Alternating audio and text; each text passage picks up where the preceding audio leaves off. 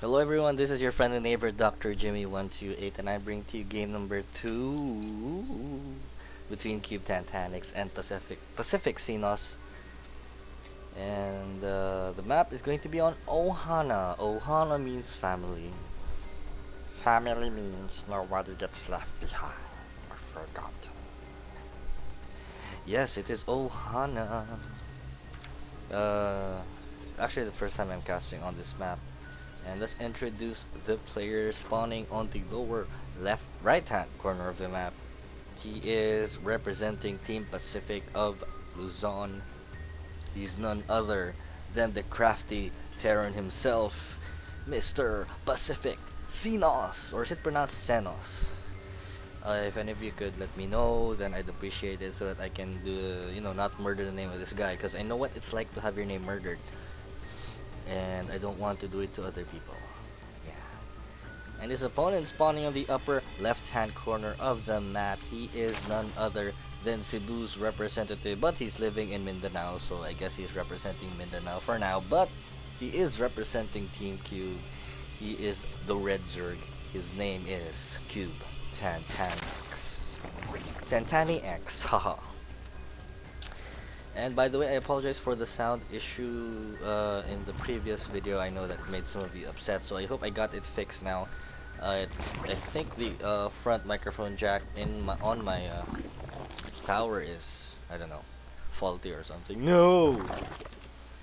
Anyways, let's get to this game. So we are seeing Gino though going for a gas pool build, looking to get Zergling speed very early, sending his drone scout to see exactly what is going on, but everything looks very standard for Xenos. And yes, there is the 14 orbital command. Nothing out of the ordinary, nothing out of the blue, nothing to grab anyone's attention yet. And this time he's getting a tech lab for the barracks. So looks like he's going to stray away from the Hellion build and go straight for a Reaper. I like this choice.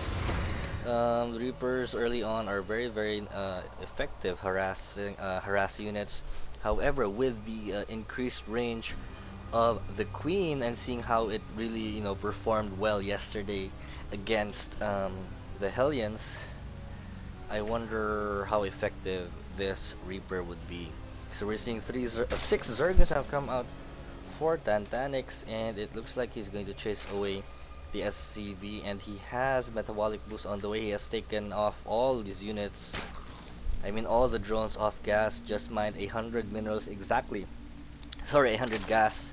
And here's the first Queen injecting her first bits of larva, and it looks like the Reaper though is going to be spotted by the Ling, so I'm not sure if Xenos meant for that to happen, but because of that he will be prepared for any possible Reaper harass. He could just probably leave the Zerglings in this area, or maybe 2 Zerglings here and 2 Zerglings here. But now he has 6, so 3-3. But at the moment, Xenos not forcing the issue, leaving the Reaper at the tower, so very smart there. Waiting for a second Reaper, and he's even creating a third, and he's added on a factory and a bunker. And now he's going for the expand, so more on a long-term build here for Xenos. So let's see if this works in his favor. Gino also now grabbing his expansion. It's almost halfway done, and these Reapers though are going to get caught. Nice surround there from Gino, surrounding both Reapers and taking them out. So looks like he's going to go on the aggressive right here. Let's look at the income tab real quick though. 21 SCVs to 17, so it really shows the macro mindset. And the Zerglings have gone through, and it looks like Gino will be able to kill how many SCVs? None so far, but the Reaper does go out, kills 1 Zergling. And wow, look at this micro from Xenos, not losing a single. Maybe he lost 1. Oh yeah, that was the SCV earlier, but not losing a single SCV in that exchange, if my eyes were not deceiving me. And now he's going to, looks like he's going to get a free Overlord with this Marine, so nice early pickup there on the part of Xenos. Losing that 1 Overlord can be a pain. It looks like we have now Blue Flame on the way, so it looks as though Xenos will be using Hellions quite a lot this game, though this time he has the Blue Flame. I couldn't recall if he had Blue Flame last game. Sorry, hectic work again. Anyways, looks like we have a an auxiliary hatchery on the way for Geno. No gas being mined at the moment. And yeah, looks like the Zerglings are now just maintaining a little bit of map control, trying to prevent Tantanix, trying to prevent Xenos from grabbing the expansion, but these two Hellions slip out. Looks like they're going to attempt some harass, but they will be spotted by the Lynx, and uh-oh. Will this be enough though? Nice juking there on the part of Xenos, losing Zerglings, roasting 4 right there. And I look at that micro from Xenos, though he will lose one, but he's able to kill quite a lot of Zerglings. One more Zergling going down. I think he could kill all of them. Yes. So very nice micro there. Couldn't have turned out any better for our Pacific hero. And looks like he is now grabbed a second factory with a reactor, and he might go ahead and swap. Might go ahead and get a reactor for this other. No, he won't. Looks like he's going to get a siege tech. And interesting why the overlords are here at the tower. And here you go, Pacific Xenos now walling up. So he has a very, very long-term macro mindset this time. And let's see if this will, make the difference. He was on that one base for quite some time in the opening game, and looking at the overlord spread of Geno, he is looking to catch some possible dropships in transit. However, I do not see the potential for dropships at all, as we're now seeing a Banshee, so it looks like Geno will be able to spot the Banshee instead. So a nice positioning here by the overlords. And if Geno's map sense is as good as it should be, then he should be able to spot the Banshee on the minimap. Now grabbing his third expansion. Now let's get the base of Geno. Looks like he is grabbing two he already has one Evo Chamber, now grabbing the second. Has now mined his gas at the main. Looks like he'll be mining his gas at his expansion as well. Looks like we have, wow, double armory. So it looks like we're going to see a heavy mech build here from Xenos, and mech build is going to be very, very deadly. The only drawback is the reinforcement time. However, uh-oh, here come a bunch of blue flame Hellions. Scary moment here for Geno. The blue flame makes them all the more deadly to light units. So Geno wisely pulling back, though he has a lot of Zerglings, but these Hellions can potentially take them all out. But with the overlords here, Tantanix knows exactly where the Hellions are, so very, very nice use of the overlords for Geno. Maybe a couple of Marines will actually deter, or maybe just one Viking with help with these overlords. And looks like we're seeing double upgrades for vehicles. Siege tank now on the way. There's siege tech has already been researched. We're seeing a Roach Warren coming out for Geno, and he even has Spore Crawler on the way, mainly because of this Banshee. And here comes the Queens.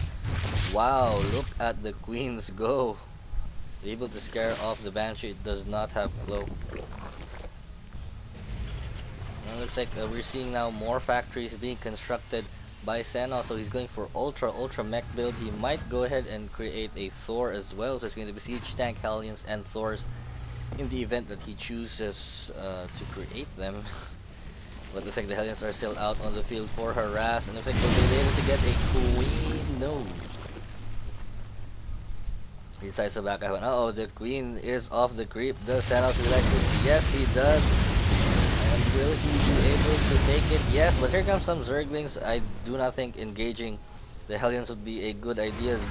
Geno though only on mass Zergling, and wow, 19 drones on the way. However, I don't think these Zerglings will be very effective at all because of these Hellions, and now two Thors are on the way and a Raven. So it's been a while since I've seen a Raven in play. Has he researched anything for the Raven? No, he has not. So if I was Geno, what would I actually do in this situation? Wow, a sensor tower. So we're seeing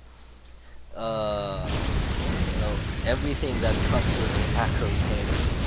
Everything that should come with a macro game. And what we have here. And here comes Gino though, trying to get in, but it's quickly spotted by Xenos because of that sensor tower. Gino should have been aware of that and lost quite a lot of Zerglings in that exchange. And he gotta get that Overseer out of there. Thor with absolutely long range, 10 range, and those missiles, and the Hellions now going to burn and melt the rocks.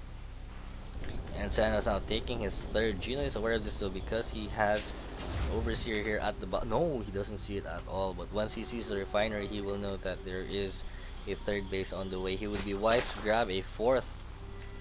However, he's producing so many roaches here and getting +1 attacks. He's also now producing a Spire. So I like this choice of getting Mutalisk because of the mere fact that most of Xenos' units are you know, they can only attack ground. Only the Thor can attack the air, and a good magic box, you know, will definitely help. But still, you know, magic box can do just so much.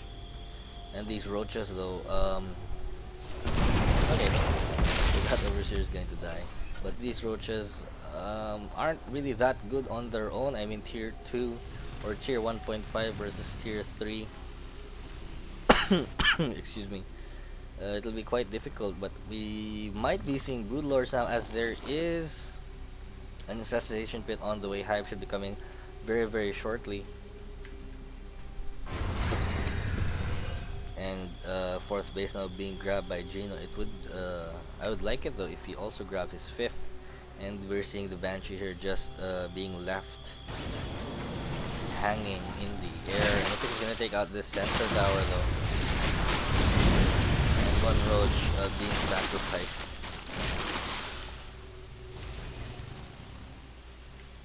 And will Gino engage? He does take out the rocks, but most likely that'll be for like future purposes. I don't know. And here, here comes the Hellions. So they are now on the creep, and they will meet a wall of Spinecrawlers, but they can actually run right through. And Gino now running the drones away. And he's going to lose every single drone. Oh my god, that was so scary. 19 drones in total, and the second base is going to get absolutely ravaged. And he's now moving up into the main. He can still get quite a lot of drone kills with all these Hellions. He just needs to get 1 or 2 shots. There you go, 3 drones going down. 4th and 5th before it gets cleaned up. And the grand total, 36 drones. Income tab shows 52 to 49. So Xenos has taken quite a lead in the harvester count, though Gino was able to save quite a number of his drones. Where did they come from? Or did he make them? And I just didn't know. So Gino now back up in the lead, but look at this +3 terrain, +3 vehicle weapons and armor. So this mech army will be at 3-3. And Gino, what is he at? He is only at 2 armor and 1 attack, and we are now seeing a greater Spire, but will this be enough? We shall see, though this expansion is not yet fully been saturated. So I'm loving the play here from Xenos, keeping absolute control of the map, getting the right units, you know, to counter this his opponent's build. And he even just most likely just sacrificed those Hellions to kill the drones, knowing that you know, if you allow Zerg to macro like crazy, things would only get out of hand for you as a player. And you do not, when facing Zerg, you do not want them, you know, to expand to like 4 or 5 bases and have like 75 to 80 drones. But Gino now quickly approaching that magic number of 75, recovering very nicely there. Now Corruptors are on the way. He's now even getting, what is this? Okay, Zerg ground carapace. I thought it was Chitinous plating. Sorry. +3 +3 just now finishing, and it would be wise for Xenos now to move out since he is at 200. But whoa, 11 Broodlords are on the way. So here we go, Tier 3 versus Tier 3. These Thors will have to do an awesome job against these Broodlords, but I think they will do just fine as long as they get in range. And has he? No, hasn't researched the strike cannons though. And here we go. Is Xenos going to move out? This one is going to get roasted.